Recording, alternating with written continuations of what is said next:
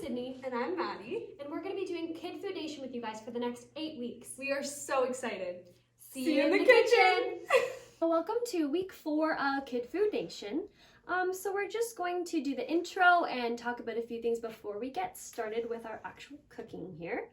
So for our discussion, we're just going to do a quick review of what we learned last week. So last week we learned about the different types of food groups, our fruits and vegetables, our meat, our dairy, and our grains. And our alternatives, what some of those could look like. We discussed what a balanced diet looks like and how you can achieve that, how to be a balanced eater and make healthy choices, and why different types of foods are good for our bodies, why we need different things and what they help with. So let's check in with our personal goals. Think about what goal you set for last week. Were you able to reach that goal? Maybe if not, you can work harder at that this week and you can include it in your new goal for this week. So we're going to look this week at some ways that we can make some healthy choices. So we'll get some tips for that. Kind of like we did last week, we'll just focus in on planning out our healthy meals. So we're going to do an intro into meal planning. So meal planning looks like preparing your ingredients beforehand, going grocery shopping, making lists, writing all that kinds of stuff out so that you're prepared for healthy eating. So part of that is making a good list, and you can sit down and write this list with your parents before you go grocery shopping. Check out what budget looks like, how much money will you need for these things, and you write that down. That way when you go to the grocery store, you are prepared and you know exactly what you need to get. We're going to take some time to talk about our individual goals and why it's important to have color on our plate and what that kind of looks like. So first we're going to we already talked about the food group, so what can that plate look like? It's really important that the biggest part of our plate is going to be our fruits and vegetables. So if you have some salad, if you have some peppers, something like that, and then if you have some fruit on the side, that's really important. And then your smaller portion should be your meat, like chicken or steak or something like that. And then your other smaller portions should be your grains if you're having pasta or rice or something like that. So yeah, it's very important to have a colorful plate, which means you have all sorts of food groups. That's what a balanced diet looks like. So we already went over some examples on some fruits and vegetables that you can include on your plate. So now we're going to set an individual goal for ourselves for our healthy eating. So something that I've been trying to work on is eating some more vegetables and not so much meat or not so much grain, and just working on having that colorful plate so that I'm eating healthy and balanced. We are going to start preparing our pasta recipe now. But before we do, let's just recap on all our cooking skills and the steps we've been practicing again. So we want to make sure we've washed our hands. We're going to tie our long hair back if we have that. We are going to, in a minute, read the recipe from start to beginning before we start cooking. We'll organize all our ingredients. We will ask for help if we need it. And we are going to remember our safety rules and all our chopping tips. Before we start cooking, we will read through the recipe together as always. So the equipment we're going to need is we're going to need 2 large pots, or 1 pot for our spaghetti and a deeper kind of saucepan to put together our sauce. You're going to need some sort of spoon. We are using a wooden spoon. You're going to need a strainer and a large bowl to mix things in. And then for our ingredients, we are going to need 2 tablespoons of olive oil. You're going to need 1 clove of the garlic. You are going to need 1 can of crushed tomatoes. You are going to need a teaspoon of both some dried parsley and some dried oregano. You are going to need 1 carrot that you are going to peel and grate. You are going to need a zucchini that we are also going to grate. We are going to need some salt and pepper that we are just going to add to taste. And then you're going to need a whole box of spaghetti of your choice and color. We have some cool red spaghetti. Thought it would be fun.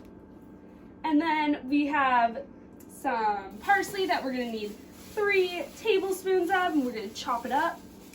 And you can add 3 tablespoons or more of some freshly grated Parmesan. Before we start our chopping and cooking and preparing our sauce, we're just going to put our pot of water on to boil for our spaghetti, so we're just going to go ahead and let that boil. Before before we can add our carrots and our zucchini to our sauce, we are going to need to peel our carrots and we're going to grate the whole thing, and then we are also going to grate our zucchini, so you can just go ahead and start peeling. Just a little reminder for when we are grating our zucchini and carrots, we're just always going to make sure we're grating downward, away from ourselves, and we're always going to make sure we are keeping our hand away from the grater. We don't want to accidentally hurt ourselves. Once you have your carrot and your zucchini peeled, you're just going to go ahead and chop up your parsley, or you could use basil if you want, and you just want about 3 tablespoons of that. To our other pot or saucepan, you are going to add your garlic and your olive oil, and you're just going to cook that over medium heat for about a minute and just make sure you stir it all around. So once you've let your oil and your garlic combine together for a minute there, you're going to go ahead and add a teaspoon of your dried oregano and your dried parsley or dried basil. All right, so then we're going to go ahead and add our 2 tablespoons of our chopped parsley, our peeled carrot and zucchini, and then our can of crushed tomatoes. And you're going to let that simmer for about 20 minutes, and you're just going to stir it occasionally. Once your water's boiled, you can go ahead and add your pasta in there, and you're just going to have to read your box and see how long your pasta needs to cook for. Once your pasta is all cooked, you're going to want to go ahead and strain it.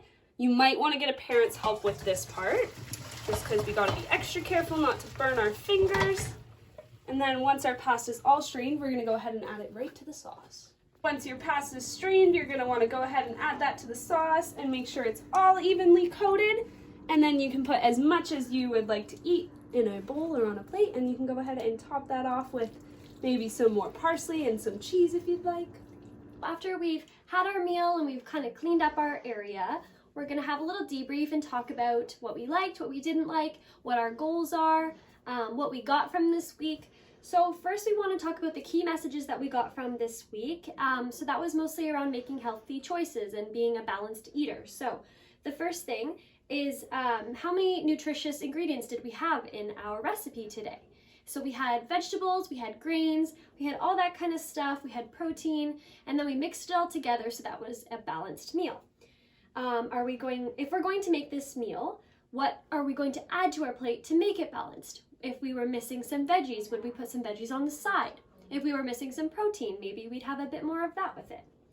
And then what are the different food groups that we have represented in this dish? So we have lots of grain, we have lots of fruits and veggies, so that was a well-balanced meal.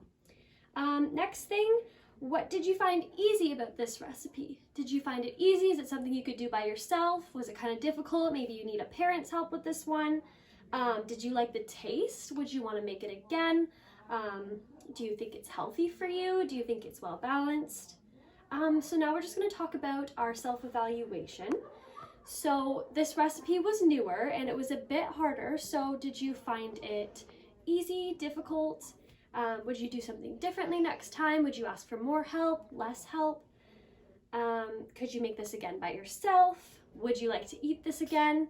And we'll just, again, bring it all together to evaluating if this was a well-balanced meal, or if it wasn't, what could we add next time to make it balanced?